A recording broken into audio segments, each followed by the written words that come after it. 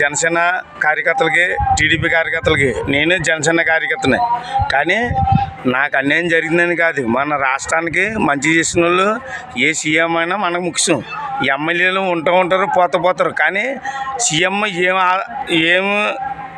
ఆయన ఏమి సంతకం పెడితే మత్స్యకారులకి కానీ మన రాష్ట్ర ప్రజలకు కానీ మంచి చేసిన వాళ్ళకి సంతకం పెడతాడు. ఆయన ఇచ్చిన మాటకు వరకు అది ఎవరు చేశారు? చంద్రబాబు నాయుడు గారా, పవన్ కళ్యాణ్ గారా, లేకపోతే పవన్ కళ్యాణ్ గారా? నిజంగా మీరు తెలుసుకోవాలి అది. ఎందుకంటే నేను గట చదువు లేదు, ఏమి లేదు, ఒక మత్స్యకారుడి కింద పోరాడుతున్నాను. అలాగే మాకు ఓఎన్జీసీ డబ్బులు 2012 నుంచి అన్నీ జరుగుతుంది. దానికోసం నేను పోరాడుతున్నాను. తినకో, నాకున్న కష్టాల్లో నా అన్నదమ్ములకి నష్టపోకూడదు. మాకు 69 గ్రామాలకి మమ్ముడివరం నియోజకవర్గం గ్రామాలకి ఎలా పడుతున్నాయో మాకు అలా పడాలని నేను కోరుకుంటూ ఈ ఓఎన్జీసీ కోసం పోరాడుతున్నాను.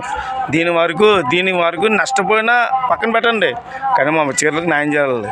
మీరు అందరూ సపోర్ట్ చేస్తారని జగన్ గారి పరిపాలనలో మత్స్యకారులకి ఓఎన్జీసీ డబ్బులు కానీ రాష్ట్ర ప్రజలకి అందరికీ మంచి జరిగింది. ఎలక్షన్లో పవన్ కళ్యాణ్ ఏమన్నాడు?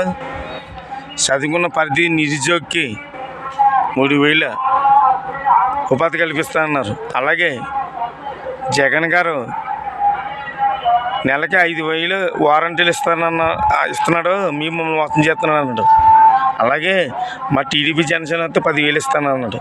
అర్థం చేసుకోండి, వీటికి ఇందులో వారంటీలు మన పిల్లలు ఎక్కువ ఉన్నారు, అలాగే చాలా క్యాస్ట్లు ఉన్నారు. దానికోసం గెలిచిన తర్వాత ఏమైనా పరిచయించారా? అలాగే ఎంతోమంది ఆడపిల్లలు ఎంతో మిస్ అయిపోయారని 32,000 మంది ఆడపిల్లలు మిస్ అయిపోయారని ఎలసలో మాట్లాడాడు. అలా సోనాలని పితికేసి ఒక అమ్మాయిని 14 సంవత్సరాల్లో ఆడపిల్లని రేప్ చేసి పాడు చేశారు.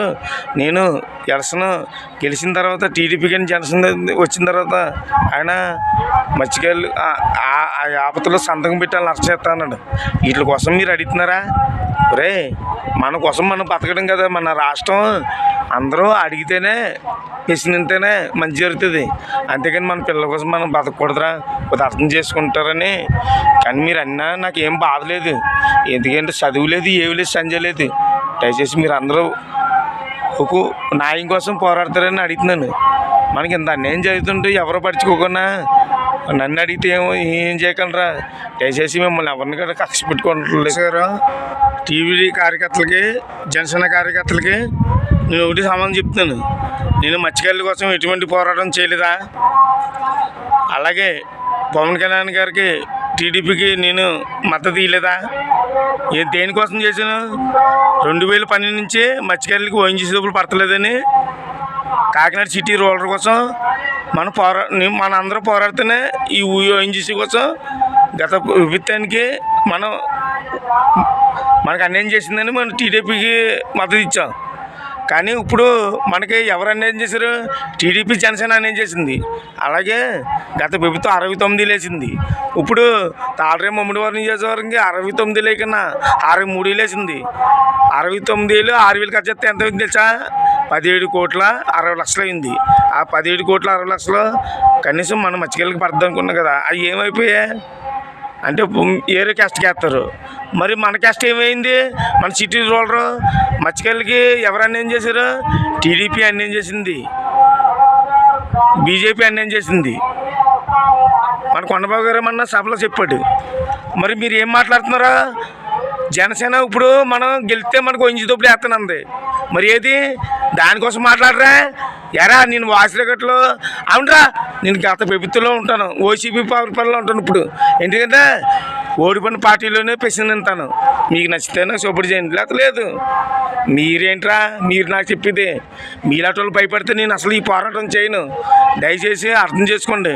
మేము ఎవరిని కూడా నేను తప్పుడుగా మాట్లాడితే క్షమించండి. మన పిల్లల కోసం మనం పోరాడదాం. నిజంగా ఈ ప్రభుత్వం ఓఎన్జీసీ డబ్బులు మత్స్యకారులకి 69 గ్రామాలు పడినప్పుడు మన గ్రామాలు పడినమని దానికోసం అప్పుడు మాట్లాడండి.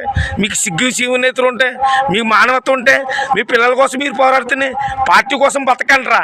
పార్టీ కూడా బతకడం ఏంట్రా? ఎవర్రా? అందరూ మన పిల్లలు, భార్య పిల్లలు పెంచుకుంటూ వెళ్తున్నాం. కొండబాబు ఏసీలో బతుకుతున్నాడు, జనసేన నాయకుడు ఏసీలో బతుకుతున్నాడు. అర్థం చేసుకోండి. ఎవరు కావాలి మనకి? ఏమన్నా మనం పెంచుతున్నారా? అర్థం చేసుకుంటారని. జై హింద్. ఎవరికి భయపడ్డా ఈ సంఘటేశ్వరరావు. నిజాయితీగా మాట్లాడతాడు, నిజాయితీగా ఉంటాడు. జై హింద్.